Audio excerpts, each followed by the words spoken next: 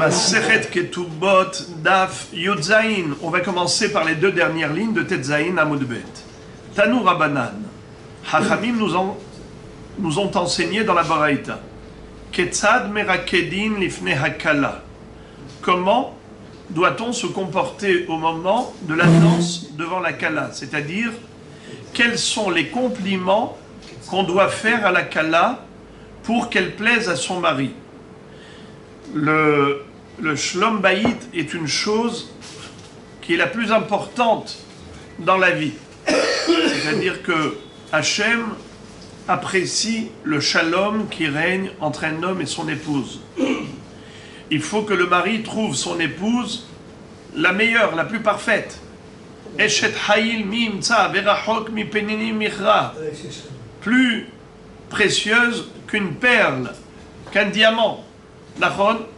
Alors, pour cela, déjà depuis le mariage, on est Mesamea Hatan et Kala. Pourquoi est-ce qu'on réjouit? Comment est-ce qu'on réjouit le Hatan? En lui montrant qu'il a fait un bon choix. Alors, on se focalise sur la Kala pour dire waouh, Hatan, qu'est-ce que tu as trouvé comme perle? Ketzad Merakedin Lifne Akala.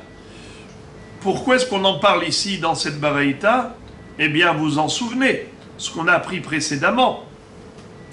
Lorsque le mari et la femme ont divorcé et qu'il y a un grand litige entre eux, lui prétend qu'il avait épousé déjà Almana ou déjà Groucha, déjà veuve ou divorcée. Et donc la Ketouba qu'il lui doit au moment du divorce, c'est juste 100 zouz. Tandis qu'elle réclame 200 zouz. Parce qu'elle prétend qu'elle s'était mariée avec lui en étant Betula. On avait dit que pour qu'elle puisse avoir, elle, gain de cause, il faut qu'elle apporte des édim comme quoi elle était Betula. Comment? Eh bien, on avait l'habitude d'établir un distinguo entre le mariage d'une fille vierge et Betula, et le mariage d'une Almana ou Groucha. Il y avait certaines attitudes, certaines coutumes qui faisaient la distinction. Et de ce fait, on pouvait savoir si elle était Betula ou pas. Comment? S'il y avait des édim qui avaient par exemple témoigné qu'elle était sortie avec la hinouma, avec le voile sur les yeux, ou bien si il y avait des édim comme quoi elle avait les cheveux lâchés sur les épaules, ou bien Bihouda, dans la Judée, on avait un minhag de distribuer des bonbons aux enfants pendant le mariage, dans la choupa d'une Betula. Tout cela, c'était des signes distinctifs. Mais dans la Baraita, qu'on avait vu un peu plus haut, on nous a dit qu'il y a également une coutume qui était appliquée devant la Kala quand elle était Betula. Rakdu befaneha, sihaku befaneha. Si on a dansé devant elle, si on a fait la joie devant elle, c'est-à-dire que spécialement devant la Betula, il y avait un comportement qu'on ne retrouvait pas chez la Almana. Par exemple, Merakdin lifne akala. On dansait et on faisait des compliments en chantant devant elle pour la complimenter devant son jeune mari, devant son hatan, pour qu'elle lui plaise. Alors la Braïta nous dit Ketzad Merakedin Lifne Akala. Que faut-il dire et prononcer comme poésie devant la Kala pour la mettre sur un piédestal, pour la mettre à l'honneur aux yeux de son mari? Alors Mahloket Bet Shammai Bet Hillel. Bet Shammai, on le sait, était Midat Adin. Bet Hillel Midat Arahamim. Bet Shammai était extrêmement strict. Ils étaient carrés, ils étaient justes, rigoureux. Alors Bet Shammai disent, Bet Shammai Omrim, Kala Kemot Shei. Il faut dire la vérité. C'est-à-dire que si elle est vraiment parfaite, on lui fera des éloges. Mais si elle ne l'est pas, Ce n'est pas la peine de dire du mensonge et de dire qu'elle est superbe, qu'elle est extraordinaire, qu'elle est fabuleuse. Ce n'est pas la peine de dire du mensonge. Kala kemot shei. Tu ne diras que ce qui est vrai. Comme ça dit Rashi, premier Rashi de la page, Yud Zayin. Kemot shei, les fiyofia, behashivuta, mekalsinota. En fonction de sa beauté et de son importance, on fera son éloge. Tu ne diras pas plus que ce qu'elle est. Ou Bet Hillel omrim, mais Bet Hillel disent, non, non, non, il faut dire quoi? Kala na'ava hasuda. Que la kala, elle est belle et elle est gracieuse. Le mot hasuda, ça peut laisser entendre qu'elle est hasida. Ça veut dire qu'elle est généreuse, gentille, bon cœur, tzadeket, discrète. C'est ce qu'on peut entendre dans le mot hassidout. Mais ce n'est pas ça. Ici, ce n'est pas milachon hassidout, c'est milachon chesed. C'est-à-dire, hut shel chesed mashuch aleha, nous dit Rashi. Hasuda, hut shel chesed mashuch aleha. Quelqu'un qui est gracieux, charmant, qu'est-ce qu'on dit? Il a sur lui un hut shel chesed. Il a du charme, il a de la grâce. Alors, comment on doit dire d'après Beth Hillel qu'elle est belle et charmante? Kala na'ava hasuda. Alors, dans la Baraïta, on nous cite la mahloket Bet Shammai Bet Hillel, mais avec les arguments, l'argumentaire de chacun. Amrou lahem Bet Shammai le Bet Hillel. Are she'aita higeret osuma. Omrim la kala na'ava hasuda. Je ne comprends pas. Qu'est-ce que vous dites, Bet Hillel? Et si jamais elle était aveugle ou elle était boiteuse, estropiée, alors vous allez dire, elle est super belle, elle est aveugle, elle est manchot, elle est estropiée. Alors vous voulez dire, waouh, quelle superbe kala, plus que parfaite. C'est du mensonge. Vea Torah Amra, midevar sheker, tirhak. La Torah nous a interdit le mensonge. Elle nous a dit de nous éloigner du mensonge. Et vous, Beth Hillel, vous préconisez le mensonge?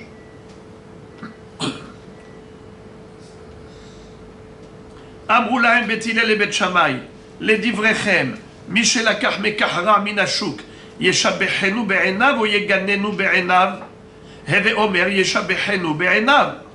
Mikan amru hachamim le'olam te'ed da'ato shel adam me'urevet rima biriot. Qu'est-ce que ça veut dire?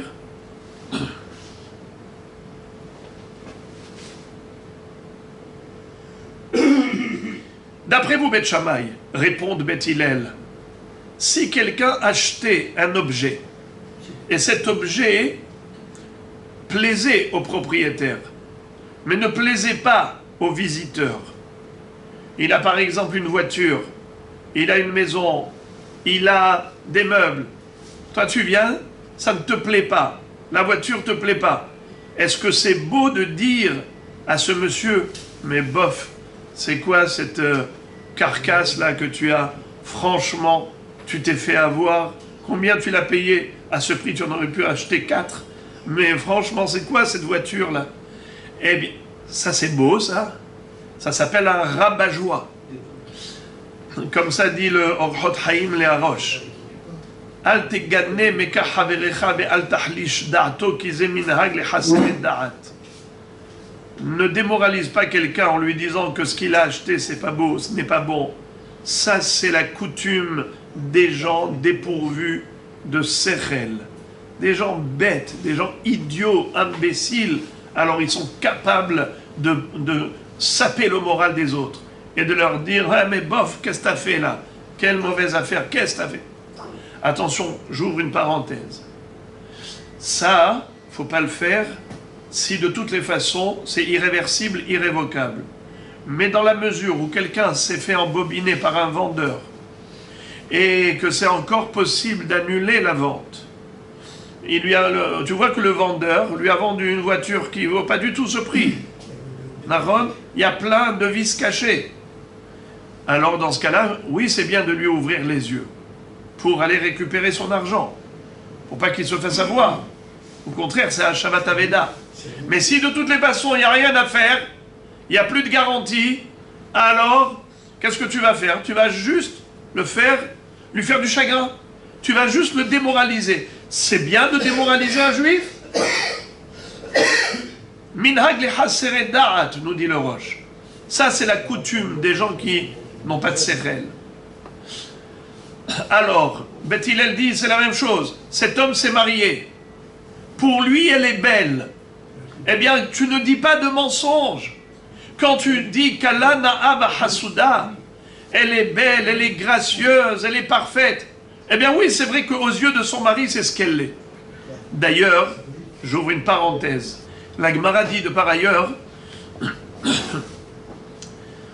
Shalosh hinot hen. Il y a 3 charmes. Hen isha al ba'la, hen mekah al okho, ve hen makom al yoshba.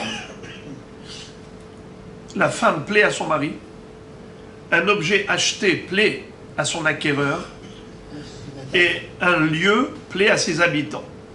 On est dans un quartier, on est dans une ville, on est attaché à ce lieu. On le trouve meilleur que n'importe où ailleurs. C'est bizarre. Il y a des gens qui viennent de l'extérieur et ils te disent « Ah, moi, je n'habiterai jamais ici. » Et pourtant, toi, tu te dis « Moi, je n'habiterai jamais ailleurs. » Ça, c'est ce que Akadosh Baruch Hu a créé dans l'esprit des gens. Hachem a semé la sensation de complaisance par rapport à son épouse, par rapport à son objet acheté peu n'importe quel mobilier ou immobilier, et aussi par rapport à l'environnement dans lequel on vit. Hachem a créé cette alchimie pour que la personne vive bien. Et Rachid dit, par rapport à sa femme, qui lui plaît à ses yeux, même si elle est laide et moche, mais aux yeux de son mari, elle paraît belle.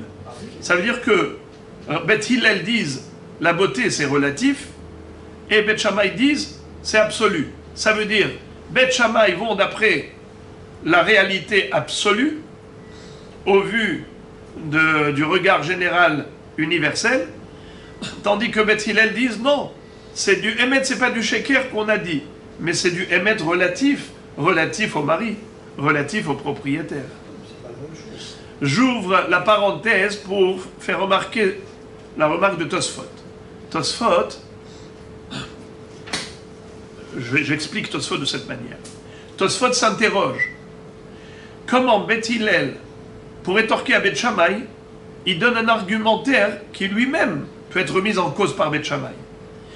Qu'est-ce qu'on dit Beth Hillel à propos de la femme? Il faut faire des compliments et dire qu'Allah na'aba hasuda. Que prétend Beth Shammai? Si c'est faux, c'est du mensonge. Qu'est-ce que répondent Beth Hillel? Ils répondent par une question. Ils lui disent à Beth Shammai, dis-nous, comment tu ferais si quelqu'un avait acheté un objet qui n'est pas beau? Alors quoi? Le spectateur, le visiteur, il doit exprimer ce qu'il ressent et dire ce n'est pas beau? Ça s'arrête ici l'argumentaire. Ça veut dire quoi? Que Beth Shammai sont d'accord qu'il ne faut pas le dire. Alors pourquoi pour la femme ils disent que il faut dire que du Emet? Pourquoi pour la Kala ils pensent qu'il ne faut pas dire Kala Na'ava Hasuda, alors que pour le Mekah, pour l'achat, pour l'acquisition, ils seraient d'accord que l'homme ne doit pas dénigrer ce que l'autre a acheté. Quelle différence? C'est quoi cette ta'ana? Alors en fait, écoutez ce que Tosfot explique, c'est très joli. Rien que la vérité, toute la vérité. C'est-à-dire, toutes les vérités ne sont pas bonnes à dire. Beth Shammai sont d'accord avec Beth Hillel qu'il ne faut pas être rabat-joie. Si tu vois quelqu'un qui a acheté quelque chose qui n'est pas beau, ne va pas le lui dire. Beth Shammai en convient. Il ne faut pas être rabat-joie. Alors, quelle est la ta'ana de Beth Shammai? Bet Shammai disent à Bet Hillel, mais qu'est-ce que vous faites sortir de votre bouche? Kala na'ama hasuda. Peut-être qu'elle est aveugle, peut-être qu'elle est estropiée. Et donc, qu'est-ce que tu dis? Du mensonge. C'est-à-dire que les Hachamim ont institué et instauré, selon vous, Bet Hillel, de dire du mensonge. Quoi, les Hachamim vont instaurer de dire quelque chose qui est contre la Torah? La Torah te dit, éloigne-toi du mensonge. Midevar sheker tirhak. Et les Hachamim, ils viennent, ils instituent juste le contraire. Ils instituent le mensonge. C'est impossible. C'est ça la kavana. À propos du Mekah, tu n'es pas en train de faire l'éloge. Tu ne dis pas de mensonge. Tu t'abstiens de dire ce que tu penses. Ça même, Bet Shammai, ils sont d'accord. Ils ne sont pas d'accord. Comment tu dis du mensonge? Tu dis ce que tu ne penses pas. Alors, la réponse de Bet Hillel, c'est vrai. Je ne le pense pas. Mais est-ce que j'ai besoin, moi, de la trouver belle? Mais ce que je suis sûr et certain, c'est que lui, son mari, la trouve belle. La preuve, c'est qu'il l'a prise. S'il l'a prise, c'est qu'elle l'a trouvée grâce à ses yeux. Alors moi, qu'est-ce que je suis en train de dire? Je suis en train de mettre en relief cette réalité relative au couple lui-même. Et donc je dis Kala na'ama hasuda. Ok. Mikan amru hachamim le'olam te'edato shel adam me'urevet im habiriot. Rashi dit, qu'est-ce que ça veut dire? Un homme doit être sociable. La'asot le'ish va'ish kirtsono. Il faut faire plaisir à tout le monde. Comme Bet Hillel. Tu vas faire plaisir à tout le monde. Et tu vas faire entendre à la personne ce qu'elle a envie d'entendre. Comme on dit, caresser dans le sens du poil. Tu lui passes la pommade. Tu lui fais un sourire. Ça ne te coûte rien. Et il a reçu beaucoup. Ça veut dire que c'est relatif à la personne. Zéouzé. Le'olam tehe dato shel adam me'urevet im habiriot. La'asot le'ish va'ish kirtsono. Où est-ce qu'on retrouve cette phrase? Dans la Megillat Esther. La'asot kirtson ish va'ish. Vous vous rappelez? Ahashverosh, il a voulu plaire à tout le monde. Il a voulu conquérir les cœurs des habitants de Suse qu'il avait transformés en capitale. Alors qu'est-ce qu'il a dit? Il faut faire plaisir à tout le monde. C'est comme ça qu'il va les séduire. Eh bien, c'est comme ça qu'il faut faire. Les gens, ne les juge pas, ne les accuse pas, ne les condamne pas. À tes yeux, ils doivent paraître comme des gens parfaits. Tu dis, waouh, un homme parfait. Comme disait le Rambam à son fils, dans la lettre du Rambam Nachmanide, qui est une lettre extraordinaire. Il lui dit, à tes yeux, toute personne doit paraître comme supérieure à toi. Si elle est plus intelligente que toi, c'est normal que tu lui doives du respect. Si elle est plus riche, ça veut dire qu'Akadosh Baruch Hu a voulu favoriser cet homme plus que toi. Si cette personne est idiote, elle est sotte, eh bien, sache que cette personne-là, elle est moins condamnable aux yeux d'Akadosh Baruch Hu. Pourquoi? Même lorsqu'elle commet une erreur, ce n'est pas volontaire, elle est considérée shogeg, parce que quelqu'un qui est intelligent et il fait le mal, donc c'est sciemment, il est forcément plus coupable que quelqu'un qui est dépourvu de chokhma et qui agit inconsciemment. Il y en a un qui est shogeg et l'autre est méside. Alors, lui dit le Ramban, tu lui dois du respect à cet homme, parce que lui, il est shogeg et toi, tu es méside. Quand tu fais des erreurs, c'est considéré comme plus grave que l'autre. Bekitsour, tu dois considérer tout le monde mieux que toi. Alors tu vois chez tout le monde des qualités. Tu dois observer tes défauts pour les corriger et tu dois apprécier les qualités d'autrui pour les valoriser et les complimenter et les respecter. Ki ataravdi miyamar. Et maintenant qu'on est possèque la halakha comme Bet Hillel, qu'il faut justement complimenter, faire l'éloge de la Kala, même si elle ne nous plaît pas à nous, mais étant donné qu'elle plaît à son mari, alors il faut dire qu'elle est charmante et gracieuse et belle. Et qui a tarabdimi amar hachim ashuk amekalata b'ma'arava. Lorsque Rav Dimi est arrivé d'Eretz Israël en Babylonie, il nous a raconté qu'en Israël, voici comment on chantait devant la Kala. Hachi Mashru Sharu.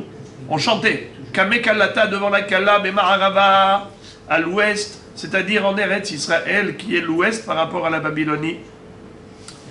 On disait comme ça, on chantait. Lokal velo srak velo pirkus veyalatchen.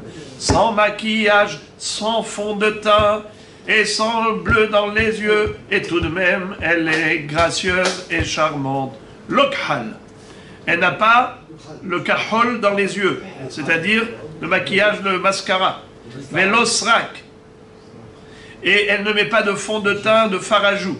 Velopirkus. Et même pas de chignon. Veyalathen, et malgré tout, elle est belle et elle la trouve grâce aux yeux du monde. Rabotaï, c'est ce même chant qu'on chantait devant la Kala, devant son mari, pour qu'elle plaise à son mari et que son mari apprécie en disant « Waouh, comme ça tout le monde la considère, alors vraiment c'est que j'ai fait un très bon choix, alors je l'apprécierai doublement. » C'était ça le but. Alors on nous dit que ce même poème, on l'a utilisé lorsque Rabbi Zira a été nommé comme Rav, qui s'improu Rabbanan les Rabbi Zera, quand ils lui ont donné la smicha, le diplôme de Rav, Sharoulé Hachi, on a chanté devant lui ainsi, Lokhal, Velosrak, Velopirkus, Veyalathen. C'est-à-dire que Rabbi Zera, lui, était quelqu'un de très modeste, extrêmement humble, et ne se mettait pas en valeur au niveau de la présentation. Il était extrêmement modeste. Et malgré tout, étant donné qu'il était Gaon à Géonim et Tzaddik à Tzaddikim, alors on a dit de lui, c'est quelqu'un qui est comme la Kala. Lokhal, Losrak, Velopirkus, Veyalathen. Rabbi Zera n'a pas besoin de faire du chichi pour trouver grâce aux yeux des Hachamim. Il est tellement parfait qu'il n'a besoin d'aucun maquillage. Tout le monde sait apprécier sa juste valeur. Puisqu'on a parlé de la smicha de Rabbi Zera, la Gemara raconte qu'est-ce qu'on a dit au moment de la smicha de Rabbi Ami, Rabbi Assi, quand on leur a donné le diplôme de Rav.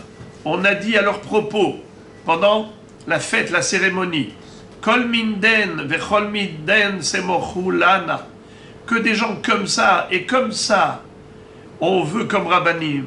Ce sont des gens comme Rabbi Assi et Rabbi Ami qu'on veut comme Rav. Lot ismechu lana lo min sarmisin velo min sarmitin ve'amrela lo min hamisin velo min tourmisin. C'est une belle poésie. On ne veut pas de sarmisin, on ne veut pas de smartutine, de sarmitine. C'est-à-dire, sarmisin, c'est des gens qui sont mes sarsim. Ça veut dire qu'ils disent des choses à l'envers. Au lieu de t'expliquer la logique de chaque chose, de manière à ce qu'elle soit intelligible, eh bien tout te paraît bizarre. Ça veut dire les choses à l'envers. Tout est logique inversée. Il renverse la vapeur. Au lieu de te donner des choses avec droiture, de t'expliquer de belles explications, de beaux commentaires pour comprendre les halachot, ils te disent des choses qui ne sont pas du tout logiques.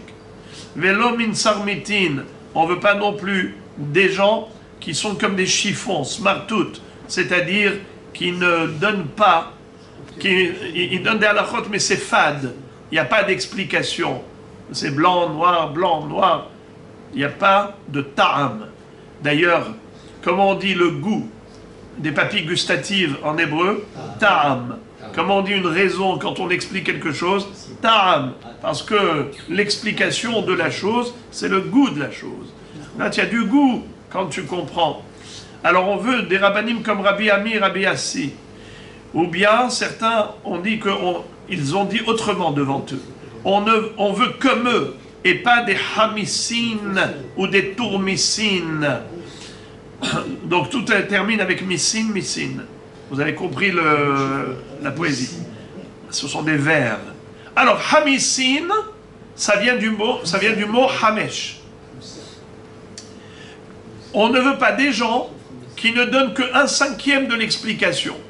Ça veut dire il vous laisse toujours sur votre faim. Vous sortez de là, vous n'êtes pas rassasié. Je reste sur ma faim. On m'a donné que 1/5 de l'explication. On ne veut pas des hamissines, qui vient du mot hamesh. Et on ne veut pas non plus des tourmissines. Rachid dit qu'il n'a pas entendu l'explication du mot tourmissine, donc en quelque sorte, comme si Rachid ne savait pas comment traduire le mot tourmissine.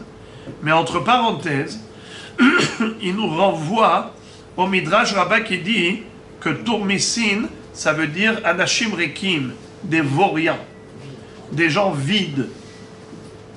Eh bien, on ne veut pas des gens qui sont vides, on veut des gens qui ont la connaissance, comme Rabbi Ami et Rabbi Assi. Autre explication de tourmissine, c'est le Yad Rama, Rabbeinu Meir al-Levi, qui lui dit que tourmissine, ça vient du mot tourmos. Et le tourmos, on le sait, ce sont des lupins, c'est comme ça qu'on traduit nous, mais en fait c'était une plante qui était extrêmement amère, qu'il fallait bouillir 7 fois, à chaque fois changer l'eau pour retirer l'amertume. Alors on ne veut pas des gens amers, on veut des gens agréables, des gens qui procurent la simcha, et non pas ceux qui te donnent la rasra. C'est ça, la Torah doit être belle, c'est ça. Hein? Des gens doux comme le miel. Bédiouk. Alors la Gemara, puisqu'elle nous a parlé des compliments que l'on faisait aux Chachamim le jour de leur intronisation en tant que Rav, eh bien, on nous raconte qu'il y avait un Rav qui se nommait Rabbi Abahu. Et qui est-ce qui faisait son éloge? Pas seulement le jour de sa smicha, c'est qu'à chaque fois qu'il allait rendre visite au roi, qu'il allait chez César, puisqu'il était très souvent invité par l'empereur pour lui rendre visite. Dès qu'il arrivait au palais, qu'est-ce qui se passait? Alors je lis en la Gemara. Rabbi Abahu, qui ava até mimetivta le Bekessar, lorsqu'il partait du Beth Hamidrash pour aller au palais royal de César, Nafkan amhata de Bekessar le apé, les servantes du palais royal allaient faire un cortège et sortir vers lui, au Mashrin le Hachi, et elles chantaient ainsi. Elles entonnaient une louange en l'honneur de Rabbi Abahu. Et elles chantaient Rabba de Amé, le Rav de son peuple, c'est-à-dire le président, le chef de la communauté de son peuple. Medabarna de Umate, le guide de sa nation. Butsina dinhora, veilleuse éclairante, lumière éclairante, parce que lui, il était très beau. Rabbi Abahu, la Gemara dit qu'il ressemblait à Rabbi Yohanan, qui était d'une beauté extrême, qui carrément, c'était de la lumière qui reflétait de son visage. Vous vous rappelez de l'histoire de Rabbi Yohanan, quand il est rentré dans la pièce où il y avait Rabbi Elazar qui était malade, dans la pauvreté, dans une chambre obscure. Et à ce moment-là, qu'est-ce qu'a fait Rabbi Yohanan pour éclairer la pièce? Eh bien, il a retroussé sa manche. Il a retroussé sa manche, c'est la lumière qui a éclairé la pièce. Eh bien, la Gemara dit que Rabbi Abahu ressemblait à Rabbi Yohanan. Donc, il appelait lumière éclairante. Berich Matiar Lishlam, bienvenue en paix dans le palais royal. La Gemara revient sur le sujet en disant Abu Ala bar Rabbi Yehuda bar Bilhai, Shehaya notel bat shel hadas umraked ifnei akala veomer, kala na'a v'hasuda. Rabbi Yehuda bar Bilhai, qui était le tzaddik par excellence. Je n'ai pas le temps de faire la biographie maintenant de Rabbi Yehuda bar Bilhai, mais lui, qu'est-ce qu'il faisait? Malgré toute sa grandeur, il allait prendre un bouquet de hadas, une tige de hadas, et il se mettait à danser devant la kala, en chantant Kala na'a v'hasuda, une kala belle et gracieuse pour qu'elle plaise à son mari. Rav Shmuel bar Rav Yitzhak, Meraked Atlat. La Gemara nous raconte que Rav Shmuel bar Rav Yitzhak prenait 3 tiges de hadas Et il dansait devant la Kala et il jonglait avec ses 3 branches de Hadass.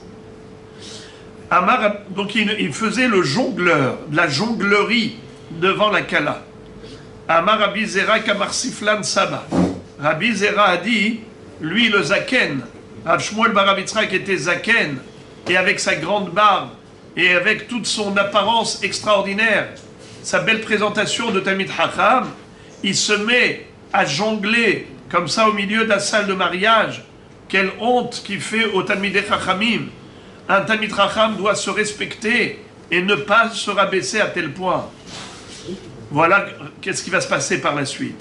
Ki nachnafshe, lorsque Rav Shmuel bar Yitzhak est décédé, ifsik amudadenu rabendi delekule alma. Il y a une colonne de lumière qui a entouré le cercueil et qui l'a séparé de tout le monde.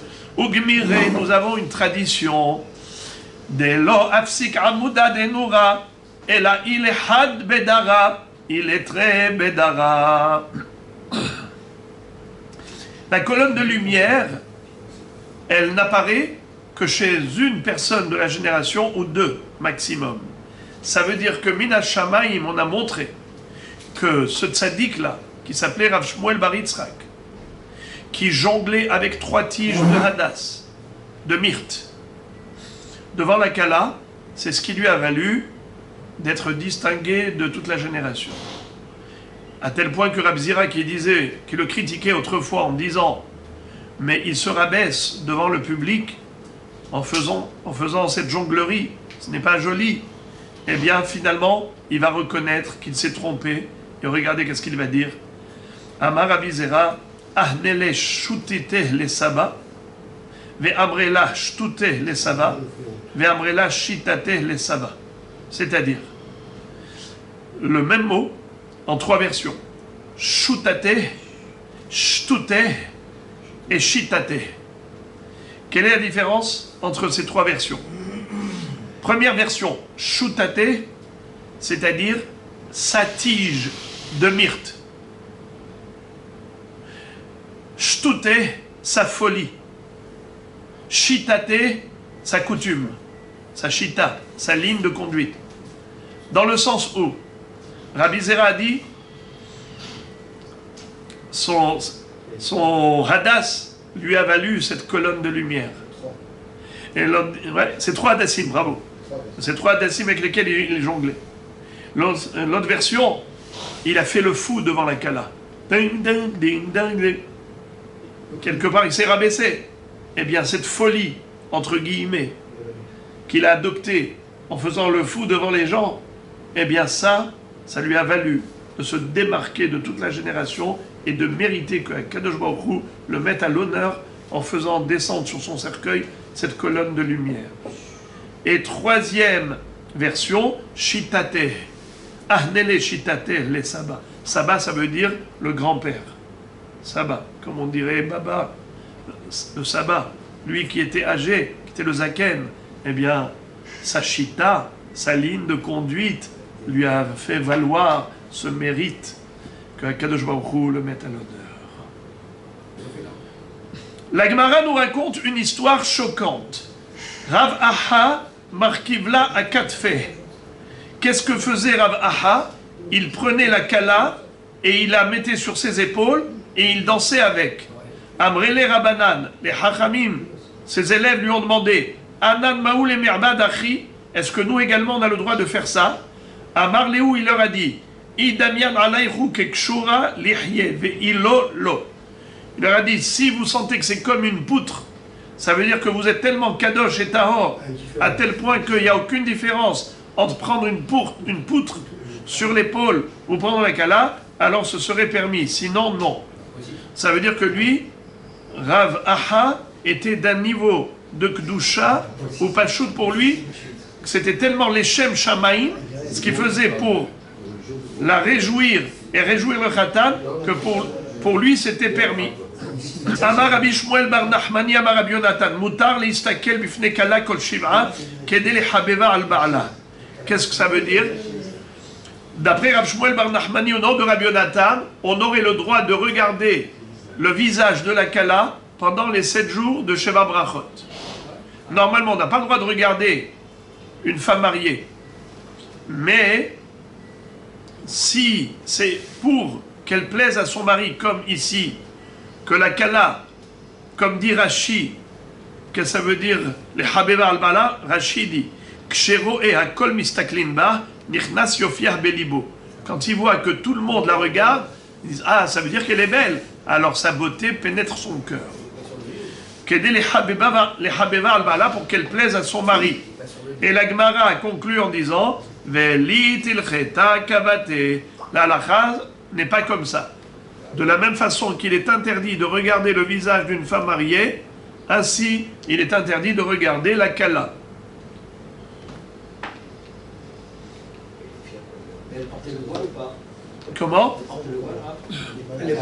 Non mais après, ça c'est juste le voile, c'est juste au moment de la coupage, mais après elle enlève. Tanu Rabbanan Ma'avirin et Amet milifne hakala veze vaze milifne melech Israël. Imaginons qu'il y ait une collision, c'est-à-dire un croisement de 2 cortèges. Le cortège qui accompagnait un cercueil et le cortège qui accompagnait la Kala pour aller à la Choupa. Le cercueil pour aller au cimetière. Et maintenant, il se trouve à la croisée des chemins. Qui va céder le passage à l'autre? Qui sera prioritaire? Réponse, Ma'avirin et Amet milifne hakala.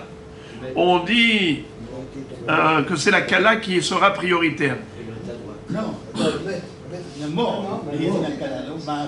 C'est-à-dire, on fait passer le mort. Ma'avirin, kshekala yotz'a mi betavia nous dit Rashi, le bet hatunata. Venos emet yotz'im. Et dans les 2 cortèges, il y a beaucoup de monde. Et ils ne veulent pas se mélanger les 2 cortèges. C'est-à-dire, on va dire au maître de changer d'itinéraire pour ne pas bloquer la Kala. C'est-à-dire la Kala, elle a entrepris ce chemin, eh bien ce sera le chemin du cortège de la Kala et le maître fera le détour. Le Ramban dit que ça c'est uniquement par rapport au kavod. Le kavod de la Kala est plus grand que le kavod du mort. Car la Kala est vivante et le mort est mort. Donc la personne qui ressent le kavod, c'est la personne vivante. Donc tu dois faire plaisir à la Kala le jour de son mariage. Le jour de son mariage, tu dois lui faire plaisir et la mettre à l'honneur aux yeux de son mari, à tel point qu'elle est considérée comme une reine, et même le mort lui accorde la priorité. Mais s'il s'agit non pas de kavod, s'il s'agit par exemple de ramasser de l'argent pour soit Khnasat Kala, soit Kvurat Hamet, eh bien la sépulture passe avant. Bon, maintenant, la Gemara nous dit que les 2, aussi bien la Kala comme le Met, les 2 doivent accorder priorité au roi d'Israël. Veze vazé milifne melech Israël. Et pourtant, Amru alav ala gripas hamelech, she'avar milifne hakala veshibhu hachamim. On raconte que le roi Agrippas, qui a fait kavod à la Kala, quand ils étaient à la croisée des chemins, au lieu que ce soit lui qui passe en priorité et que eux empruntent un autre chemin, eh bien, c'est lui qui a cédé sa place à la Kala, c'est-à-dire le cortège du mariage de la mariée est passé au lieu que ce soit le cortège qui escortait le roi Agrippas, roi d'Israël. Alors la Gemara s'étonne, comment se fait-il que les Hachamim l'ont applaudi à Agrippas, ils ont fait son éloge et ont dit bravo, quelle humilité, kol kavod pour Shibhuhu Miklal des Shapir Avad. Ils lui ont fait des shvahim, ça veut dire qu'il a bien fait, mais au contraire il a mal fait. Car le roi n'a pas le droit de céder la priorité à qui que ce soit. Ve'amar Rav Ashi afilu leman de Amar Nasi shemachal al kvodo kvodo mahul, melech shemachal al kvodo en kvodo mahul. Même celui qui dit que le nasi, c'est-à-dire le chef de la communauté, si il a été mohel pour son kavod, il a été capable de concession, eh bien, kvodo mahul, il est en droit de le faire. Melech, mais le roi n'a pas le droit. Shemachal al kvodo en kvodo mahul. Pourquoi? Car le kavod du roi, c'est pas que le sien personnel, c'est le kavod national. Donc le roi n'a pas le droit d'être mevater. De amarmor som tasim alecha melech shetehe emato alecha. La Torah te dit que tu dois nommer un roi, mais elle répète som tasim. Rashi dit Israël uzharu shiasimu alehem simot harbe. Klomar shetehe emato alehem. Il kach en kvodo mahul. Pourquoi on te dit som tassim, som tassim? Pourquoi cette répétition du verbe? C'est pour dire que j'étais emato alecha. Le peuple doit craindre le roi. Ils doivent avoir un respect.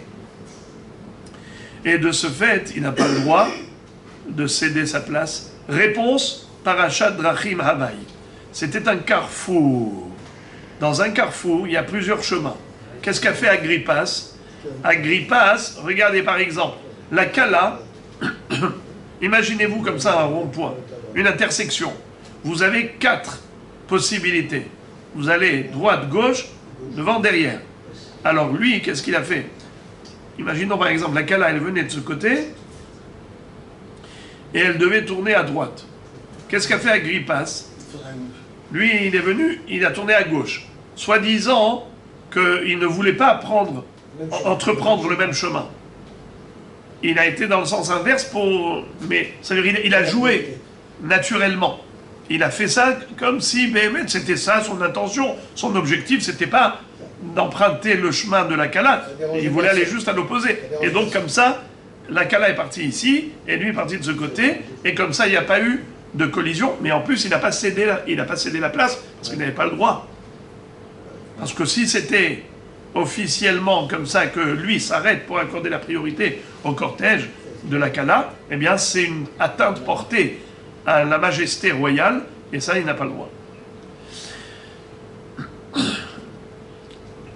La Gemara poursuit ce sujet. Tanu Rabanan, mevatlin Talmud Torah leotzaat hamet ou leachnasat Kala. On a le droit d'arrêter l'étude pour aller accompagner le mort à sa dernière demeure et accompagner la Kala à la Choupa. Amru alav al Rabbi Yehuda bar Bielai shaya mevatel Talmud Torah leotzaat hamet ou leachnasat Kala. Rabbi Yehuda bar Bielai, qui était le plus grand des érudits, le plus investi dans l'étude, et pourtant il arrêtait d'étudier la Torah pour l'accomplissement de ces 2 mitzvot, soit Otzaat Hamet, soit Achnasat Kala. Bame devarim amurim kshe'en imo kol tzorko, aval yesh imo kol tzorko, en mevatelin. Quand est-ce que, en effet, il faut s'arrêter d'étudier pour accompagner le défunt, pour aller à la Levaya? C'est seulement si il n'y a pas suffisamment de monde à la Levaya. Mais s'il y a assez de monde dans ce cortège qui accompagne le cercueil, eh bien, dans ce cas-là, il n'y a pas de nécessité de fermer le livre. Il vaut mieux rester au Dafayomi. Peu importe le défunt. Pardon? Peu importe le défunt. Alors, justement, la Gemara va expliquer d'abord. Vekama kol tzorko. D'abord, qu'est-ce qu'on appelle s'arrêter d'étudier pour le besoin du défunt? Alors, on nous dit maintenant que c'est soit 12 000, soit 18 000. Vekama kol tzorko, amar Rav Shmuel bar Ini mishme derav, tresar alfe gavre, veshita alfe shipure. 12 000 personnes qui marchent et 6 000 personnes qui sonnent la trompette, qui sonnent le chauffard. Parce que c'est comme ça qu'on va appeler tout le monde. Comment les gens vont savoir qu'il y a un défunt? Eh bien, il faut sonner le chauffard. 6 000 personnes sonnent le chauffard. Il y a un retentissement vibrant, et c'est comme ça que les gens entendent qu'il y a quelque chose qui se passe, et tout le monde se rassemble. Il faut arriver à 18 000 personnes, 6 000 chauffaristes et 12 000 accompagnateurs. C'est ça la Levaya. Ça s'appelle le besoin. Tant qu'on n'en est pas arrivé à ce nombre, eh bien, il faut fermer le livre pour aller se joindre au cortège. Ve'amrela, Tresar alfe gavre, ou minnayu shita alfe shipure. Et parmi les 12 000 accompagnateurs, il y a 6 000 personnes qui sonnent le chauffard. Donc les 6 000 sonneurs de chauffard font partie des 12 000. Donc on a deux versions. Selon la première version, il faut 18 000 personnes, dont 6 000 sonneurs de chauffard. Et selon la deuxième version, en tout 12 000, dont 6 000 sonneurs de chauffard. Roula Amar, Roula te dit, Kegon de Haitse Gavre ne Aboula Ve'atzira. Qu'est-ce que ça veut dire? En fait, il faut qu'il y ait, pour dire qu'il y a suffisamment d'accompagnateurs du cercueil, il faut pouvoir former une rangée de personnes, une ligne droite qui va depuis l'entrée de la ville jusqu'au cimetière, jusqu'à la tombe. C'est-à-dire ça s'appelle que le cercueil est accompagné. Comment tu vois qu'il est accompagné? Eh bien, il y a une rangée de personnes qui va depuis la sortie de la ville jusqu'à la tombe. Mais Aboula ve'ad sikhra. Rav Sheshet ve'temar Rabbi Yochanan amar, netilata kintinata. Ma netinata beshishim ribo, af netilata beshishim ribo. Rav Sheshet, et certains disent que c'est Rabbi Yochanan qui dit que, en fait, un Talmid Chacham,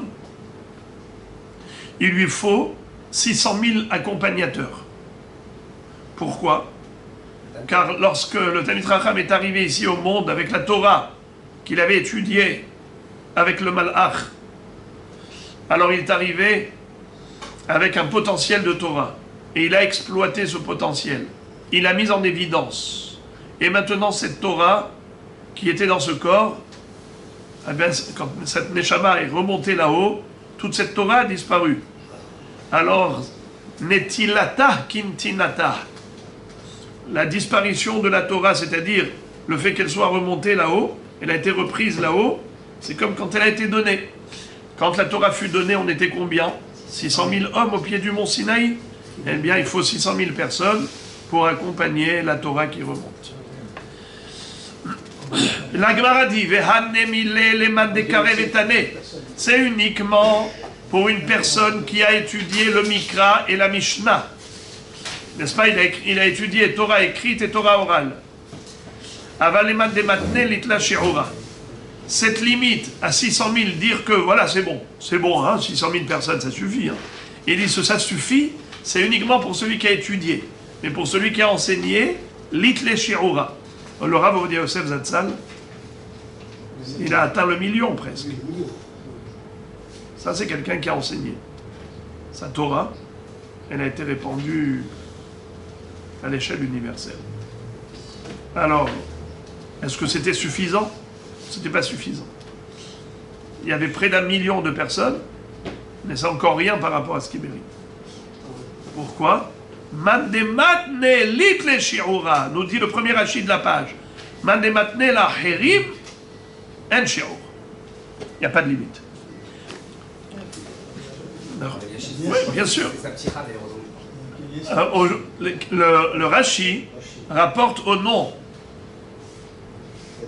Rashi dit qu'au nom de Rav Ahai Gaon, celui qui n'a pas étudié la Torah, eh bien, on n'a pas besoin de fermer le livre pour aller l'accompagner à sa sépulture, s'il y a suffisamment de personnes pour s'occuper de sa sépulture. Ça veut dire qu'il y a Hevra Kadisha qui s'occupe de lui, c'est bon. C'est incroyable ça. Ça veut dire, quand on a dit qu'il faut fermer le livre, et d'arriver à 18 000 personnes, ou 12 000, ou 600 000, ou bien un Oshiro, mais tout ça c'est quelqu'un qui a étudié la Torah. Quelqu'un qui n'a jamais voulu s'intéresser à la Torah, eh bien il est suffisant qu'il y ait juste le nécessaire pour les obsèques. Aïe, aïe, aïe, aïe, mais maintenant nous revenons à la Mishnah. La Mishnah nous avait dit, Im yesh edim, Sheyatzta behinuma, s'il y a des témoins qu'elle est sortie avec hinuma. Qu'est-ce que ça veut dire? Mais hinuma. La Gemara demande c'est quoi hinuma? Sorhav bar papa mishme de Zahir et Amar tanura de asa. Rabbi Yochanan Amar karita de menamnema ba kalata. Qu'est-ce que ça veut dire? Il y a deux versions. Que veut dire le mot hinuma? Certains veulent dire que hinuma, ça veut dire une choupa de hadas. Une choupa de hadas, c'est ce qu'on faisait spécialement pour la Betula. Non, une choupa. Et pourquoi est-ce que la choupa s'appelle tanour? Alors l'explication, c'est que le tanour, il est étroit en haut et large en bas. Alors la choupa était comme ça, en forme arrondie, donc c'était plus large en bas et plus étroit en haut. C'était avec des tiges de hadas, c'est très joli. Cette choupa de hadassim, alors c'était spécifique aux betulot, une fille vierge. Mais une almana ou une groucha, ce n'était pas avec du hadas. La choupa n'était pas avec du hadas. Deuxième explication, karita. Karita, c'est un voile qui lui descend sur les yeux. Et pourquoi est-ce que ça s'appelle hinuma? Nous dit Rashi parce que, la Gemara nous dit parce que menam nemet. Qu'est-ce que ça veut dire menam nemet? Elle somnole. Elle somnole. Comme on dit quelqu'un qui somnole, hu menamnem. Hu menamnem. Pourquoi ça s'appelle hinuma? Parce qu'elle était menamnemet. Elle somnolait. Comment elle somnole? Pour son mariage, elle somnole? C'est qu'étant donné qu'on lui mettait un voile sur les yeux, elle ne voyait pas ce qui se passe. Alors à un moment donné, elle commence à somnoler. C'est normal, c'est naturel, elle dort debout. C'est pour ça que... Mais c'est une façon de parler. Évidemment qu'elle est tout à fait consciente et présente, mais comme quelqu'un qui ferme ses yeux, qui somnole. C'est l'impression qu'elle pouvait avoir. Alors vous avez posé la question, pourquoi est-ce que la femme met le voile sur les yeux, et à tel point ça s'appelle Inuma, elle peut même somnoler parce qu'elle ne voit pas ce qui se passe en face, et elle somnole. Et on doit même l'accompagner, vous voyez par exemple dans les mariages des chassidim, où ils ont encore ce minhag de se voiler la face, et pas seulement avec un voile qui est transparent. Aujourd'hui, on met un voile transparent pour justement qu'il n'ait pas besoin de la dévoiler pour faire les kiddushin, qu'il puisse la reconnaître même au travers du voile. Mais sinon, vous voyez chez les chassidim, ils mettent vraiment quelque chose qui lui couvre les yeux, le visage, au moins les yeux. Et on pourrait dire que peut-être l'une des raisons pourquoi est-ce que la hinuma qu'elle est namnemet, elle ne peut pas voir. On sait que le mariage est à l'instar du mariage de Adam et Chava. Tous les Sheva Brachot, tout ce qui concerne le mariage, vous vous souvenez, Asher Yatzar et Adam et Tzalmo, et ainsi de suite, Samer Tesamach Lehima Ahuvim, Kesamechacha Yetzerecha Began Eden Mikedem, Baruch Hashem Samer Hatan Vekala, tout est en rapport avec le mariage originel dans le Gan Eden. Mais étant donné que malheureusement, la femme qui a été créée pour servir d'aide à son mari, elle a au contraire poussé à sa déchéance. Elle lui a tendu le piège, elle lui a donné à manger du fruit interdit, et elle a engendré la mort. Alors après cela, elle a subi tellement de malédictions, la pauvre, puisque la femme souffre des menstruations, de la grossesse, de l'accouchement même, toutes ces douleurs, tout ça, ça s'appelle Pitka Shel Hava. Ça fait partie de la série des malédictions que Hava a mérité. Arba, Arbe, Etzvoner, Veheroner, et ainsi de suite. Il y a d'ailleurs, pour la réparation, la femme doit faire la mitzvah de Nida, Hala, Hadakataner. Pourquoi ce sont des mitzvot spécifiques à la femme? Rashi, dans Maseret Shabbat, nous dit qu'étant donné que la femme a éteint la lumière du monde, la Neshama de Adam, alors elle doit rallumer la lumière, les nérot de la mitzvah de Shabbat. Elle a causé les fusions de sang, et bien doit respecter les lois de Nida qui sont en rapport avec le saignement. Elle a détruit la vie de Adam, qui était la hala du monde. Hala, c'est-à-dire, je me trouve à prélever une partie de la terre du monde comme une femme qui prélève la pâte de la hala par rapport à toute la pâte qu'elle va cuire. Eh bien, puisqu'elle a causé la mort de halato shel olam, eh bien, elle doit prélever la hala de la pâte, elle aussi, pour réparer cette faute. Alors on peut dire que, étant donné que quelqu'un qui ne peut pas voir de ses yeux, quelqu'un qui est aveugle est comparé aux morts, comme nous dit Rachamim, Souma Hashuv Kamet, peut-être qu'au moment où la Kala rentre sous la choupa, on lui met ce voile sur les yeux, pour qu'à ce moment-là, qu'elle fasse la réparation de la faute de Hava, et qu'elle est, puisqu'on le sait que à cause du fruit interdit, il y a eu la mort de Adam, et bien à ce moment-là, elle-même, elle est considérée comme morte, puisqu'elle ne peut pas voir, elle a les yeux couverts. On peut comme ça philosopher et partager des réflexions. Pourquoi est-ce que le minhag, c'était d'Afka de prendre un voile et de se couvrir les yeux spécialement? Bon, ça vaut ce que ça vaut. Et maintenant, la Gemara nous dit que s'il y a des edim comme quoi cette fille, quand elle a été à la choupa, elle était behinuma, comme on vient d'expliquer, soit ça veut dire une choupa de myrte, soit ça veut dire le voile qui cache les yeux, à ce moment-là, elle peut réclamer les 212, car en effet, elle a apporté une preuve qu'elle était Betula au moment du mariage. Rabbi Yochanan ben Broka disait Afhiluk klayot re'aya. Rabbi Yochanan ben Broka disait que même la distribution des bonbons, comme j'ai dit, mais en fait, ce n'était pas des bonbons, c'était des fruits secs, précisément des céréales fraîches qui ont été séchées au four et qui sont douces et croustillantes. C'est ce qu'on distribuait aux enfants pendant le mariage d'une fille vierge, d'une Betula. Tana biouda re'aya, bebavel maï. Ça, c'était dans la Judée à l'époque de la Mishnah. C'était cela, les simanim d'une Betula. Soit, comme on a dit, la Hinuma, soit Rocha Paroua, soit les Klayot. Mais en Babylonie, quel était le minhag pour distinguer la Betula d'une Almana ou Grusha? Amarav, Dardouge de Mishha, Arecha de Rabanan. Eh bien, c'était l'huile de frictionnement sur la tête des élèves de la yeshiva. C'est-à-dire les élèves, les Talmidei Chachamim qui étudiaient à la yeshiva, quand ils allaient au mariage, ils étaient là assis pendant la choupa, alors les femmes venaient avec de l'huile d'onction, ils leur mettaient de l'huile parfumée sur la tête. C'est comme ça que il y avait un frictionnement spécifique au mariage d'une Betula. C'était le minhag en Babylonie, de mettre de l'huile parfumée sur la tête des Talmidim.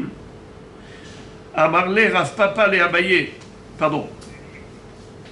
Amarle Rav Papa le Abaye, Mishha de Hafifuta ka Amar mort.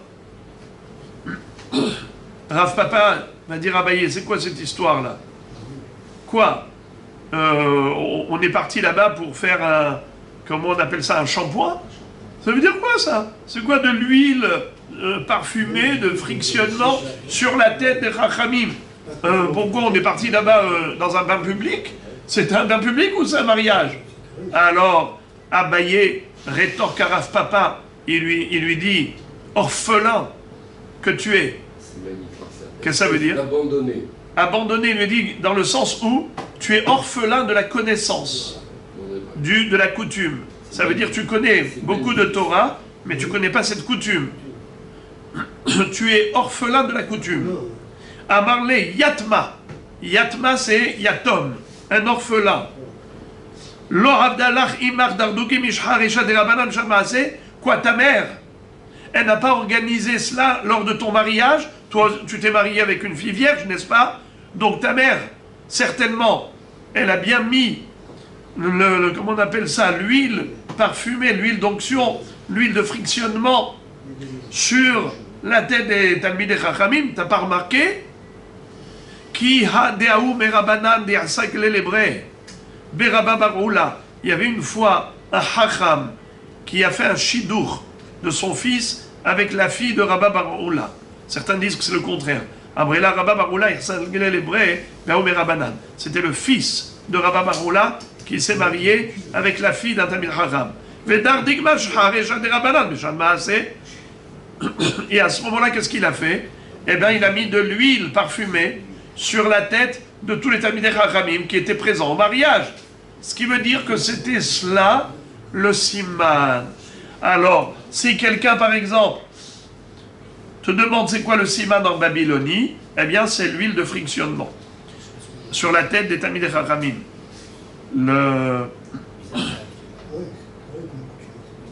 La question qui se pose, j'ouvre une parenthèse. Alors, bravo, Hazak. Qui est-ce qui frictionnait la tête? Rachidi, Dardouge Mishha, Hanashim, Notnim, Shemen, Berosh Atalmidim, Veshafot.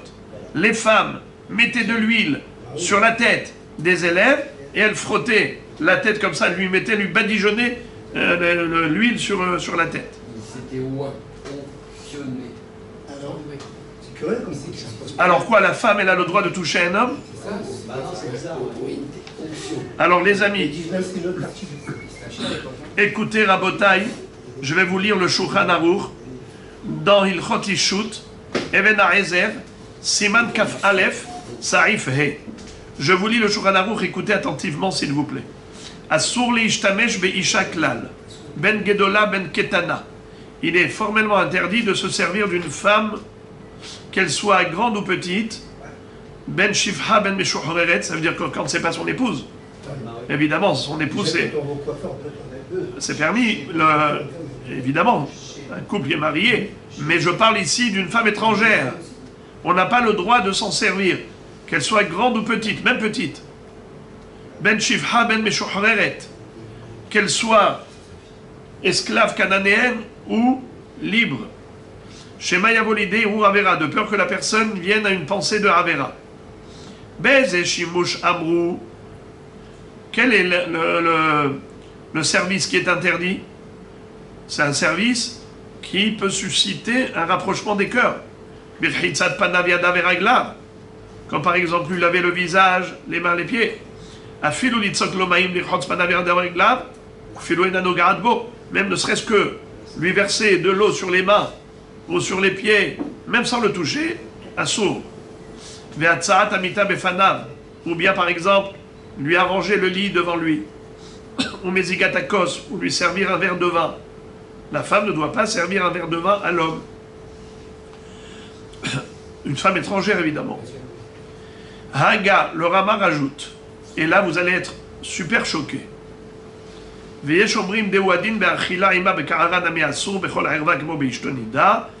rajoute également l'interdiction de manger dans la même assiette.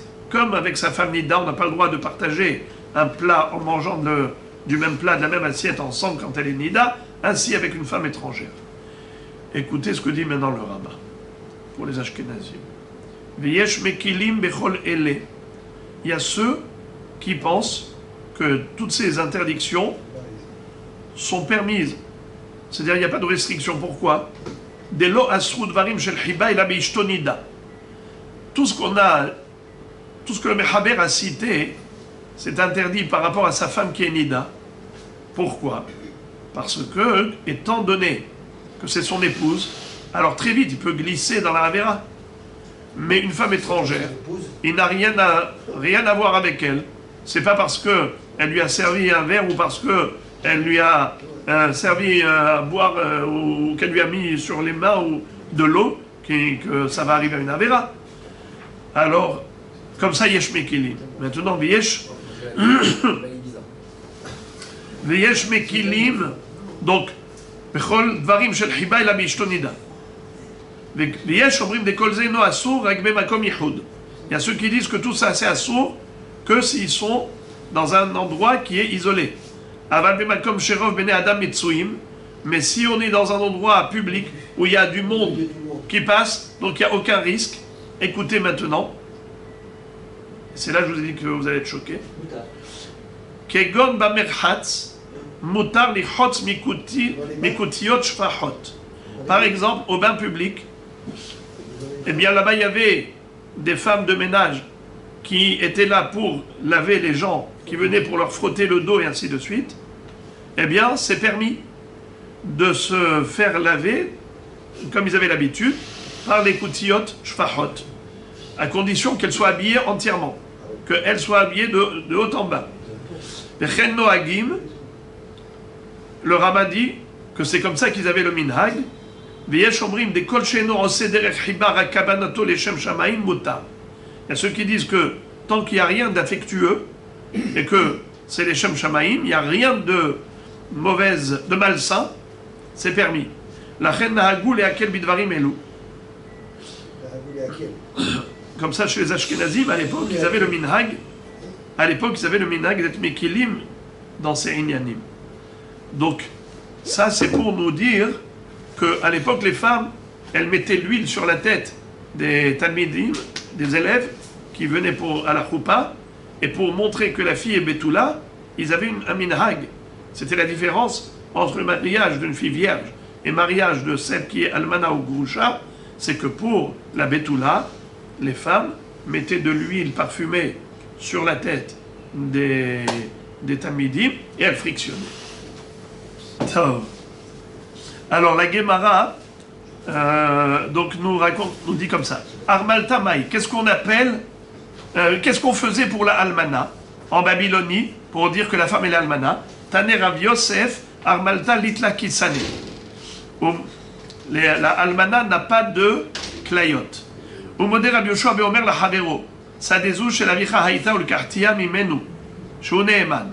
Rav Yoshua, dans la deuxième partie de la Mishnah, il a parlé de quelque chose qui paraissait hors sujet, à savoir que si deux hommes se croisent au Beddin, il y en a un qui dit à l'autre, écoute, ce champ-là que je détiens, il appartenait à ton père. Il me l'a vendu. Eh bien, il est crédible. Mais s'il y a des rédimes comme quoi ça appartenait à son père, il n'est pas crédible. Parce que quand il n'y a pas de rédim comme quoi ce terrain appartenait à l'autre, alors à péché Assar ou à péché Itir, c'est lui qui est venu raconter que ce champ appartenait autrefois au père de ce monsieur. Alors il a eu l'honnêteté de le dire. Il aurait pu se taire. Et là maintenant il vient, il te dit, oui, c'était à toi, à ton père plutôt, il me l'a vendu. Eh bien il faut le croire. Mais si ce n'est pas lui qui nous a annoncé la couleur, on a des rédimes comme quoi ce champ appartenait au père de l'autre, eh bien dans ce cas-là, il n'a pas de crédibilité quand il nous dit « je l'ai acheté ». Tu l'as acheté, montre-nous l'acte de vente. S'il n'en a pas, on lui retire le champ. La Gemara nous dit comme ça. « Velitne, modé Rabbi Yoshua beomer la havero sadezou shelcha ita ul kartia mimcha » Pourquoi est-ce que Rabbi Yoshua a parlé du père?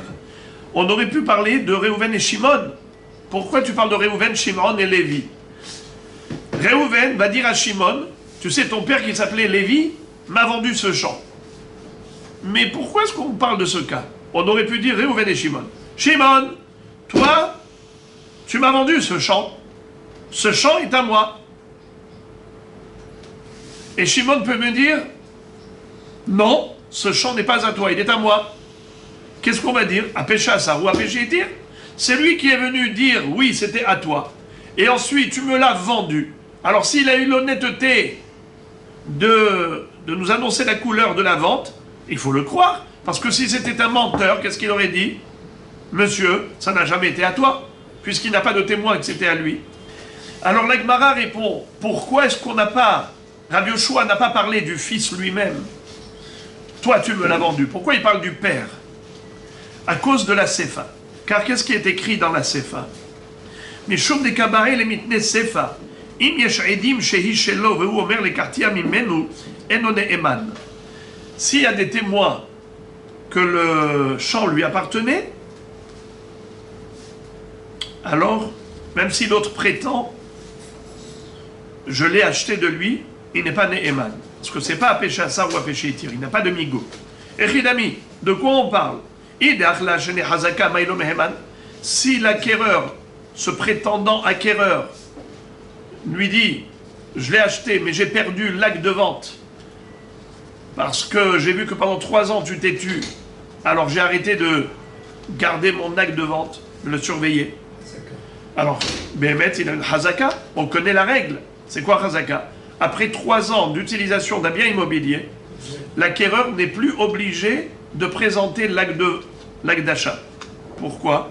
Parce qu'on dit, si le vendeur, plutôt l'ex-propriétaire, en voyant que tu l'as utilisé pendant 3 ans, il s'est tu, c'est qu'il l'approuve et il reconnaît que tu l'as acheté. Donc à partir de ce moment-là, c'est comme si on a une preuve qu'il te l'a vendu. Tu n'as même plus besoin de garder l'acte de vente. Tu peux dire, voilà, je l'ai acheté, ça suffit. Alors pourquoi s'il a des rédimes que ça lui appartenait, l'acquéreur, que celui qui se prétend acquéreur n'a pas le droit? Et si il n'a pas passé 3 ans dans ce local, c'est évident. S'il n'a pas utilisé pendant 3 ans ce sadé, c'est évident qu'il n'a aucun pouvoir de le garder. Il n'a pas d'acte d'achat. Il n'a pas de 3 ans de hazaka. Alors, quel est son droit? 0. C'est sûr qu'il doit le restituer. Machidouche. Alors la Gemara dit, alors voilà pourquoi il a fallu parler du père et pas du fils. Parce que le fils, on ne comprend pas. Soit il y a hazaka, soit il n'y a pas hazaka. S'il n'y a pas hazaka, c'est sûr qu'il doit le restituer. Et s'il y a hazaka, pourquoi est-ce qu'il va le restituer? Mais il a hazaka. Alors la Gemara dit, c'est pour ça que tu as parlé du père? Mais avec le père aussi, tu peux raisonner de la même façon. Iachi aviv nami, ide achlash ne hazaka, amay lo meheman, ve ide lo achlash ne hazaka, pshita de lo meheman. Allez, qu'est-ce qu'il dit? Mon père, c'était à mon père.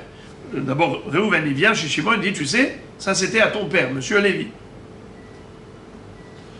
Alors qu'est-ce qu'on dit? À péché à ça ou à péché à étir. Mais s'il a des rédimes, si Shimon, le fils, a des rédimes que ce champ appartenait à son père Lévi, alors il doit lui restituer. Pourquoi il doit lui restituer? De 2 choses l'une. Soit il a Hazaka, soit il n'a pas de Hazaka. Si ça fait déjà 3 ans qu'il a exploité, donc il a une Hazaka, même s'il n'a pas l'acte de preuve d'achat, il doit être crédible. Et si il n'y a pas eu encore de Hazaka, c'est-à-dire ne se sont pas écoulés encore 3 ans d'exploitation du bien, c'est évident qu'il n'est pas Neheman. Comme tu as dit par rapport à l'autre, ainsi par rapport au père. Réponse. Bish la magabe aviv mishka hatla kegon shachala shtayim bihaya be'achad bihaye beno. Ukde Ravuna de amar Ravuna en mahzikim b'nichse katan va'afilu igdil. Qu'est-ce que ça veut dire?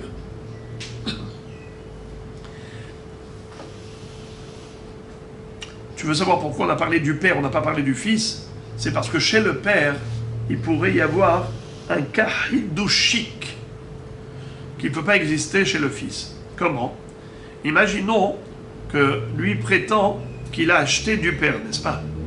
Et il a exploité le champ pendant 2 ans du vivant du père. Ensuite, le père est mort. Le fils, qui était petit, en tant qu'héritier, n'a rien dit. Il n'a rien dit. Il n'a pas contesté la présence de l'autre dans le bien qu'il avait hérité, entre guillemets. Alors ça fait quoi? Ça fait 3 ans d'exploitation. Le père s'est tu pendant 2 ans. Le fils orphelin s'est tu pendant 1 an. L'acquéreur, le soi-disant acquéreur, le pseudo-acquéreur, lui, il dit, ça fait 3 ans que je suis là, personne ne m'a rien dit. Voilà pourquoi j'ai perdu mon acte d'achat. On lui dit, c'est pas vrai. Tu n'as pas de chazaka. Parce que 2 ans seulement du vivant du père, même si tu as eu 1 an du vivant du fils, ça fait 1 plus 2, a priori ça fait 3, c'est 3 chez toi. Mais tu veux savoir pourquoi le père n'a pas réagi? Parce qu'il n'y avait que 2 ans. Il aurait pu réagir la 3e année. Tu veux savoir pourquoi le fils n'a pas réagi? C'est parce que le fils, lui, il a vu que le père n'avait pas réagi. Il s'est dit certainement, ça t'appartient. le silence du fils n'est pas une preuve. Comme avait dit Ravuna, El Marzikin Benir Sekatan. Ravuna, il va très loin. Il nous dit El Marzikin Benir Sekatan. Un enfant qui a hérité de son père un bien immobilier, même si ce bien immobilier se trouvait chez quelqu'un d'autre, qui prétend aujourd'hui qu'il est acquéreur, qu'il avait acheté du père, eh bien, s'il n'avait pas 3 ans du vivant du père, le fait qu'il l'a exploité après la mort du père, ce n'est pas une chazaka. Car le silence du fils n'est pas une preuve d'acquiescement. Généralement, on dit que le silence est une preuve d'acquiescement. Qui ne dit mot consent. Si je vois quelqu'un pendant 3 ans exploiter mon bien immobilier, je me tais, c'est que je consens que sa présence là-bas, elle est en tant que propriétaire. Sinon, c'est impossible de se taire pendant 3 ans. La hazaka, elle se construit par 3 ans de silence. Mais le silence d'un enfant orphelin, héritier du père, n'est une preuve de rien. Parce que lui, il s'est tu parce qu'il a vu que son père s'est tu. Mais s'il savait qu'il avait un droit, il aurait pu contester. Alors la Gemara ouvre une parenthèse, elle dit, alors dans ce cas-là, Ravuna matniti natalash mo'inan. Alors quoi, ce hidouche de Ravuna qui nous a dit En mahzikin benir sekatan, il n'y a pas de possibilité de 3 ans de hazaka par rapport à l'héritier, par rapport au silence de l'héritier. Ça, c'est un hidouche qui découle de notre Mishnah. Ravuna, c'est un Emora. Ravuna ne va pas te répéter un hidouche qui figure dans la Mishnah. Or maintenant, on vient de dire que c'est la raison pour laquelle Rabbi Yoshua a parlé du père, il n'a pas parlé du fils, que pour te dire qu'il n'y a pas de chazaka, behaye, hayatom, en marzikin, benirse, katan. Alors ce hidouche est mentionné déjà dans la Mishnah. Comment Ravuna répète ce qui est déjà écrit dans les Mishnayot? La Gemara répond 2 réponses. Premièrement, c'est que Ravuna, en fait, il est venu faire la déduction de la Mishnah. Ce n'est pas écrit clairement dans la Mishnah que En Marzikin Benir Sekatan. C'est juste une déduction du fait que la Mishnah ait parlé d'un homme qui parle à l'héritier du bien qu'il avait acheté chez son père, au lieu de parler du bien qu'il lui a acheté à lui directement. N'est-ce pas? C'est pas Réhouven qui dit à Shimon, tu m'as vendu le champ. Mais Réhouven, il dit à Shimon, ton père m'a vendu le champ. Pourquoi on parle du père, on ne parle pas du fils? Pour justement nous dire que En Marzikin Benir Sekatan, 2 ans Bechaya Av et 1 an Bechaya Ben, ça ne construit pas une chazaka. Si c'est ça le chidouche, a priori c'est déjà écrit dans la Mishnah, qu'est-ce que Ravuna nous enseigne? Ravuna te dit, pourquoi c'est écrit clairement En Marzikin Benir Sekatan? C'est pas écrit. C'est moi qui t'ai fait la déduction. Donc dis-moi merci, que j'étais là pour t'expliquer quelle est l'allusion que nous a faite le Tana. Deuxième réponse, même si l'enfant a grandi et que le bonhomme était marzik pendant des années, et l'enfant a grandi, malgré tout, le silence du fils n'est pas une preuve d'approbation. Pourquoi? Parce que le fils, il se tait, même pendant des années, parce qu'il a vu que son père s'est tu. Il ne savait pas qu'est-ce que le père avait fait. Mais s'il savait que le père n'avait pas vendu, bien sûr qu'il aurait contesté. Donc la non-contestation d'un fils héritier qui a hérité quand il était petit, qui n'était pas à même de réfléchir, et maintenant il a grandi, il est à même de réfléchir, alors on dit que son silence du présent est dû au silence du passé. Et le silence du passé est dû au fait qu'il était katan et qu'il ne savait pas quelles étaient les affaires réalisées par son père. Donc voilà, ça c'est une deuxième réponse pour nous dire que même si l'acquéreur, le pseudo-acquéreur est resté 3 ans du vivant du fils, ce n'est pas une chazaka. Car si le fils se tait, c'est parce que avant il s'était tu parce qu'il était katan, et quand il était katan, il ne savait pas qu'est-ce que son père a fait, donc c'est pour cela qu'il s'est tu. Donc on ne peut pas prétendre qu'on a une hazaka de 3 ans d'utilisation avec le silence du vendeur lorsqu'il s'agit d'un héritier qui était petit. Et la Gemara pose encore la question, elle pousse le bouchon un peu plus loin. Elle dit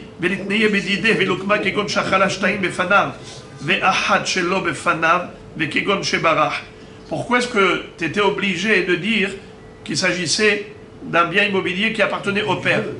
Et donc 2 ans de Hazaka du vivant du père et 1 an de Hazaka du vivant du fils.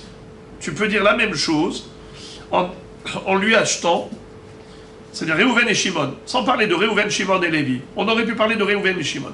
Réhouven va dire à Shimon, ce champ tu me l'as vendu. Shimon a des rédim que c'était à lui, et il prétend, non, je ne te l'ai pas vendu. Qu'est-ce qu'a dit la Mishnah? Il faut lui restituer.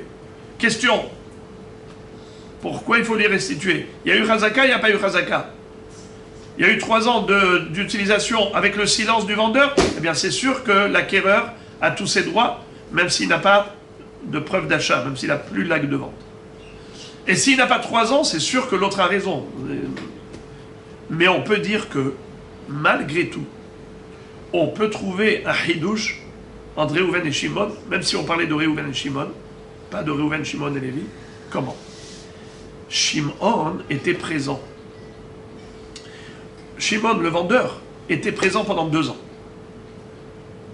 Pseudo-vendeur. Et après, il a voyagé, outre-mer. Et il s'est tué pendant 3 ans. Ça s'appelle Achala Shtaim Befanav Ve'achad Shelo Befanav Ve'kegon Shebarach. Pourquoi il n'est plus présent? Pourquoi il est absent, le bonhomme? 2 ans, il était là. Il n'a rien dit. 3e année, il était outre-mer. Pourquoi? Qu'est-ce qui s'est passé? Barach. Il a fui. La Gemara dit Barach, mais Hamat Mai. Il a fui à cause de quoi? Il est Barach, mais Hamat Nefashot, Pshita Nelo Meheman. Si le bonhomme a fui parce qu'on voulait le tuer, c'est normal qu'il se taise et il ne fait pas de Meha'a de là où il se trouve, parce qu'il ne veut pas que ses prédateurs puissent le retrouver. Il ne veut pas être identifié ni repéré, alors il se tait. Alors, l'autre, qu'est-ce qu'il dit? Ah, tu t'es tué pendant 3 ans. Mais je me suis tué parce que j'ai pris la fuite, parce que j'avais peur de parler. Je ne voulais pas que les gens sachent où je me suis enfui. Tu voulais que je fasse une meha'a et après on va me repérer? Donc c'est sûr qu'il n'est pas Neheman. Celui qui a utilisé pendant 3 ans, 2 ans Befanav et 1 an chez Befanav, Mipene chez Barach, Mehamat Nefashot, c'est évident que la Chazaka n'en est pas une. De l'Omatzimahi. Et elle a des Barach, Mehamat Mamon, elle est Mahouye, des Kaimalan Meha'a Shelo Befanav, Meha'a. C'est-à-dire, tu veux savoir pourquoi ce monsieur-là,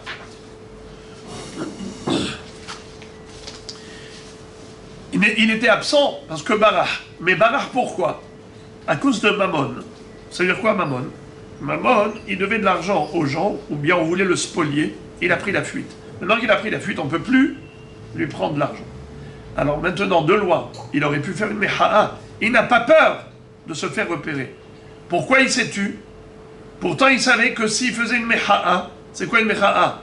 Protestation, contestation. Et on sait que sa protestation, elle va aller de bouche à oreille, jusqu'à ce que ça arrive à l'occupant.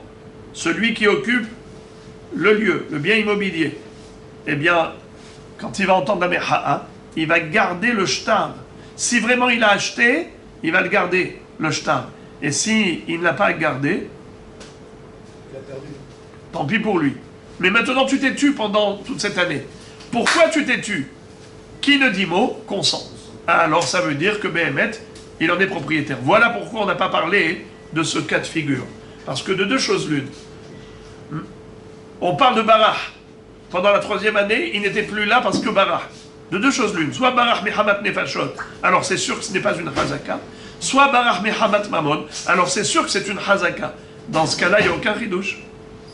Voilà pourquoi il a fallu parler du père et de l'héritier, et non pas d'un homme vis-à-vis de l'autre, de son prochain. Alors la Gemara conclut le sujet avec ces dernières phrases en disant dites Nan, oui, nous avons une preuve à cela. Il est écrit dans une Mishnah de Baba Batra, Shalosh Aratzot et Hazaka, Yehuda ve'Aver Yarden ve'Agalil. Il y a 3 secteurs qui sont considérés comme des secteurs séparés pour la Hazaka. La Judée, Aver Yarden, l'autre rive du Jourdain, Hagalil, la Galilée. Haya biouda verzik bagalil, bagalil verzik biouda et nachazaka. Si par exemple, l'acheteur et le vendeur se trouvaient dans deux secteurs. L'acheteur à Yehuda, le vendeur à Galil, en Galilée, ou vice-versa. Eh bien, la chazaka n'en est pas une. Pourquoi? Que s'il était dans la même Médina et il s'est tu pendant 3 ans, là c'est une chazaka. S'il s'est tu pendant 3 ans alors qu'il le voyait occuper les lieux, il n'a rien dit, ça veut dire que Béhémet il lui a vendu.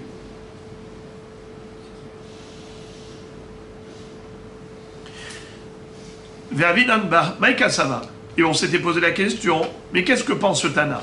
Si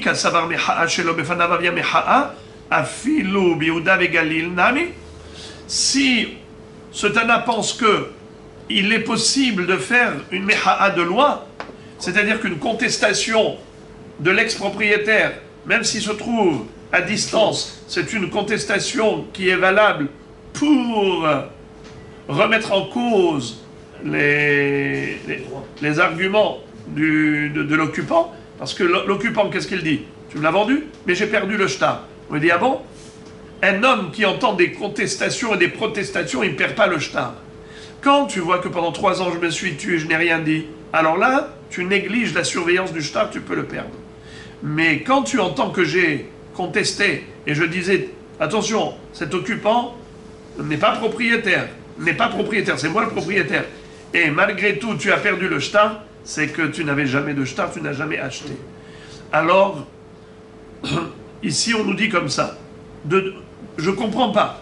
Pourquoi tu dis qu'il faut qu'il soit dans le même secteur pour que le silence du bonhomme qui était l'ex-propriétaire, eh bien, c'est considéré comme une approbation. Mais si il était ailleurs, par exemple, Yehuda Galil, dans ce cas-là, le silence n'est pas une preuve d'approbation. Pourquoi pas? Mais si une contestation même de loi, elle est valable, alors il aurait dû contester. S'il s'est tu, c'est une preuve d'approbation. Ika savar meha'a shelo befanav lo avia meha'a, afilu Yehuda Yehuda namilo. Et s'il pense que une contestation de loi, elle ne vaut rien, alors on n'a pas besoin d'aller jusqu'en Galilée. Même dans la Judée, il peut y avoir 2 villes dans la Judée. Ça s'appelle Shelo befanav. Et une contestation Shelo befanav, c'est pas considéré comme une meha'a. Alors même dans la Judée, même ça aurait pu être applicable, cette halakha.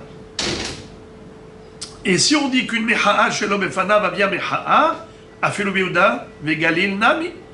Et si on dit qu'une contestation, même de loin, c'est considéré une contestation, alors même si c'est Judée et Galil, la contestation devait être valable, et par conséquent, la non-contestation équivaut à approbation. Qui ne dit mot consent. Alors j'ai pas compris l'histoire de la Judée, de la Galilée, rive du Jourdain. De 2 choses l'une. Qu'est-ce que pense ce Tana? Meha'a shelo befanav havia meha'a, ou bien meha'a shelo befanav lo havia meha'a. Si tu me dis que meha'a shelo befanav havia meha'a, donc ce monsieur aurait dû contester. Pourquoi il s'est tu?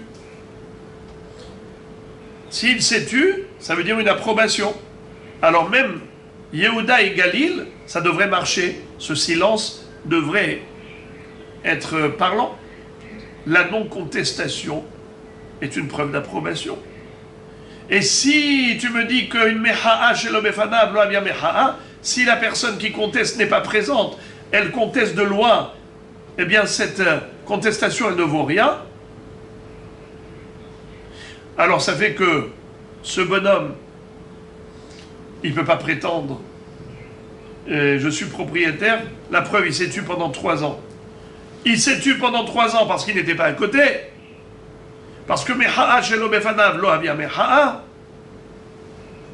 Donc, tu n'as aucune preuve de son silence que tu es propriétaire. Tu dois lui rendre le champ. Si tu n'as pas d'acte d'achat. Alors, et donc dans ce cas-là, c'est même si on était dans la Judée ou dans la Galilée, d'une ville à l'autre, ça s'appelle Shelo befanav. Alors, on ne comprend pas pourquoi la Mishnah parlait de 3 secteurs. Amar Rabbi Abba bar Mama le'olam kasavar mecha'a shelo b'fanav avia mecha'a. Alors la réponse elle est comme ça. Béhémet, le Tana pense qu'une contestation, même de loin, même en son absence, est considérée une mecha'a. Et donc, s'il n'a pas contesté, qui ne dit mot consent. Le silence est parlant. Ça veut dire qu'il acquiesce. C'est qu'il approuve la présence de l'autre, l'occupant, comme quoi il est légitime. Mais la Mishnah, elle parle en période de guerre. Alors en période de guerre, malheureusement, il n'y a plus de voyages, il n'y a plus de caravanes pour voyager de la Judée à la Galilée. Tous les transports en commun qui avaient lieu en temps normal pour faire la communication entre la rive du Jourdain, la Judée et la Galilée, Besharat Hiroum, pendant la guerre, eh bien, il n'y a plus de passage, il n'y a plus de transport. Alors c'est pour cela que quoi? C'est pour cela que la Mecha'a, elle vaut rien. Pourquoi elle vaut rien pendant la guerre? Le bonhomme, il est loin, il est en Galilée. L'autre, il est en train d'occuper le bien en Judée. Il a beau crier, il a beau hurler, l'autre, mais personne ne l'entend. Donc, son silence n'est pas une preuve d'approbation. Il se tait parce que ça ne sert à rien de crier. Il sait très bien que l'autre ne va rien entendre, puisqu'il n'y a pas de personnes qui vont véhiculer le message. Alors, l'Agmara dit, Maïshna Yehuda, Vegalil Denakat. Alors, dans ce cas-là, si c'est un problème de transport, en période de guerre, il y a un problème de transport partout. Ce n'est pas seulement dans la Judée et la Galilée. Même entre deux villes qui sont dans la Judée ou deux villes qui sont dans la Galilée, il n'y a personne qui voyage à ce moment-là. Les gens se cachent chez eux, ils vont s'abriter. Donc il n'y a pas de transfert, il n'y a pas de transport. Alors pourquoi est-ce que tu m'as parlé spécialement de Yehuda, Galil et Ever Yarden? Réponse, Stam Yehuda et Galil Keshat Hirum Damu. C'est qu'en fait, la Judée et la Galilée et l'autre rive du Jourdain, c'est considéré comme trois secteurs qui n'ont pas de vase communicant, comme si c'était en période de guerre. En période de guerre, il n'y a pas de transport même d'une ville à l'autre, même dans la même région, même dans la Judée. La Mecha'a, elle ne servira à rien. Parce que qui va être le porte-parole de cette contestation? Personne, il n'y a pas de transport. Mais en temps normal, en temps de paix, il y a toujours des trajets, il y a toujours des caravanes. Tandis que entre la Judée et la Galilée et la rive du Jourdain, eh bien, on considère qu'il n'y a pas suffisamment de caravanes. Il n'y a pas suffisamment de transport, de vases communicants. C'est pour cela que si quelqu'un occupe un bien immobilier en Judée, alors que l'ex-propriétaire se trouve en Galilée, s'il a perdu son acte d'achat, et il ne pourra pas prétendre j'étais là pendant 3 ans, il ne m'a rien dit, il s'est tu. On va lui dire, monsieur, il s'est tu veux savoir pourquoi il s'est tu? Parce qu'il ne voulait pas parler pour rien dire. Parce qu'il savait très bien que même s'il allait hurler, personne ne l'entendrait, vu qu'il n'y a pas de communication entre la Judée et la Galilée. Donc ton occupation pendant ces 3 ans n'est pas une preuve de Chazaka. C'est pas une Chazaka. Voilà la raison pour laquelle on a parlé du père et du fils, et on n'a pas parlé de la personne elle-même. C'est-à-dire 2 personnes, Réhouven et Shimon. On a parlé de Réhouven, Shimon et Lévi. Shimon est héritier de Lévi, et ce n'est que comme ça qu'on a le chidouche de la Mishnah, le chidouche de Ravuna, de En Mahzikin Ben Irse Katan.